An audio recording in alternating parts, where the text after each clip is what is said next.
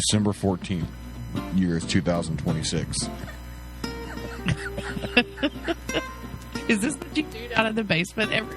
No, sometimes I talk to girls online, and I have a Russian bride that we Skype with all the time. No. You can't just start. Just start over. Let's just have a conversation.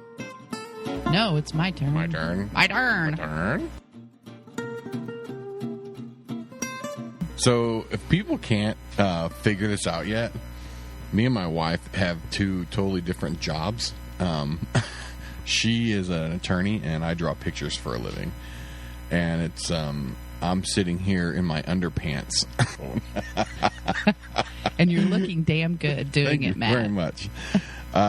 No, I was actually thinking about the other day what it takes to constantly get to what I don't know if the next level is what I'm trying to think of, but there's definitely people in my career that inspire me and that I want to be more like. Just the way they've carried themselves and just the way they've gone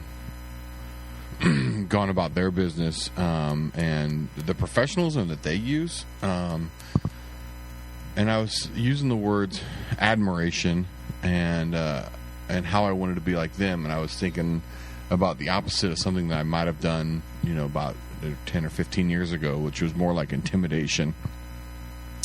And the biggest difference between the admiration and the intimidation is that I think when I was younger, when I saw someone who was successful and I was very intimidated by them, I would try to figure out what was wrong with them or what made them less human, what made them imperfect. So I would find things about their game or about them that I thought was bad or dumb, or that guy screwed up here or whatever. And if I could poke holes in their game, then I could show them that I wasn't too far different than they were.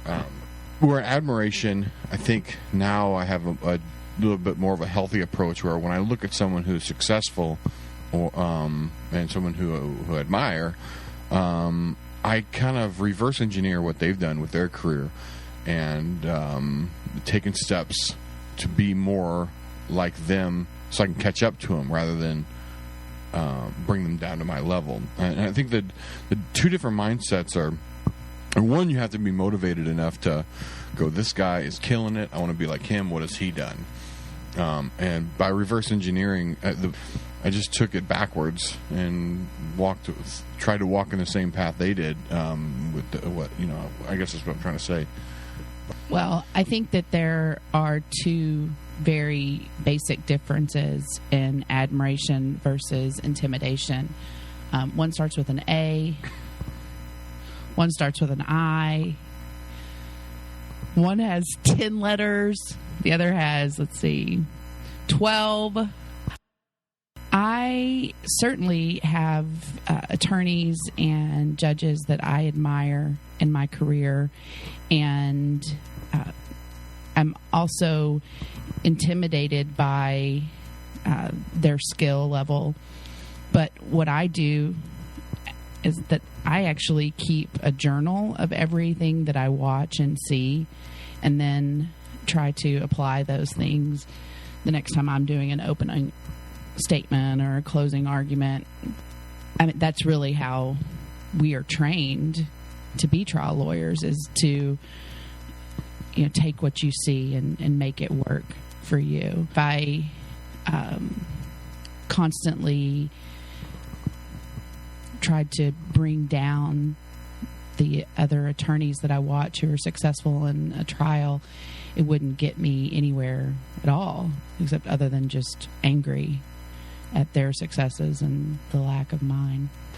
I think that, especially in the tattoo world, there's a bubble that happens. That you, once you work in a shop and you have those four walls, and you have people coming to you because of your reputation or because of advertisement, and once they come into your world, you can kind of do or say whatever you want, and you start believing your own bullshit after a while.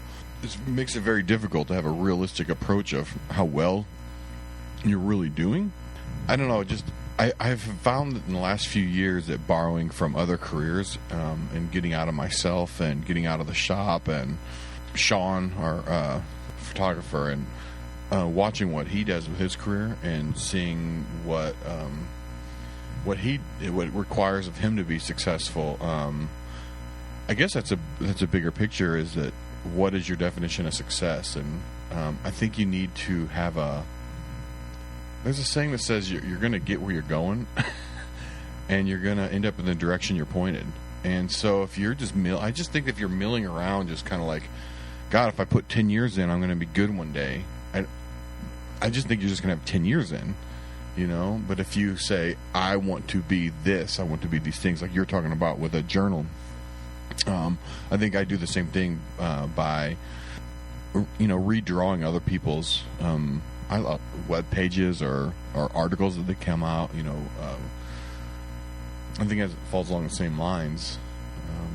I think that your career, your profession has even a hurdle that I don't and other professions don't, that so much of your information is protected from new artists.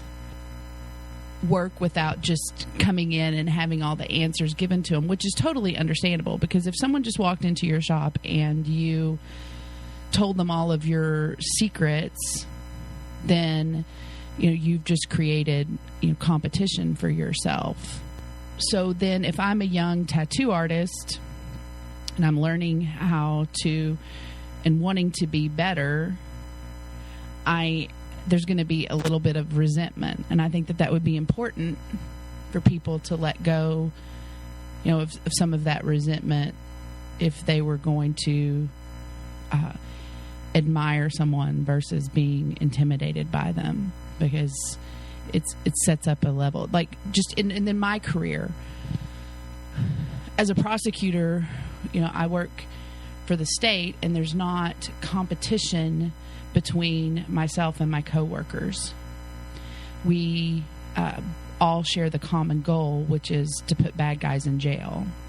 But versus a civil law firm where you were required to bill so many hours, and it sets up this competition between the attorneys that work there, and then they don't admire each other as much. There's a lot of intimidation that goes on. They don't look at each other in the hallways. They don't talk to each other about the problems they're facing. It's just a competition. Yeah, that kind of makes me think about how we view ourselves as tattoo artists. And I think that in the old days when there was only one shop in town, maybe two shops in town, you were like, it was either us versus them. It was very kind of like gang mentality. If you weren't with us, you were against us type stuff. And so, yeah, when someone new came in, they were kind of the enemy, I guess. Or you grouped, the idea was you grouped people together, like your group of people isn't as good as our group of people. Where I think that really has to be squashed. And I think you have to think of each person almost as an individual and where they're at as far as this year there's probably a guy tattooing who I'm like, he comes in the shop, he hangs around, he's a little annoying. But in 3 or 4 years, that guy could just be killing it. And I have to respect him as a peer eventually. But I can't automatically put somebody in a subcategory and leave them there. It can't be this us versus them thing anymore. Well, yeah, because if you're doing that, it's not doing anything to help your career. No, and I think that's just part of that whole thing that's based on the fear side of it. It doesn't do much for the creative process.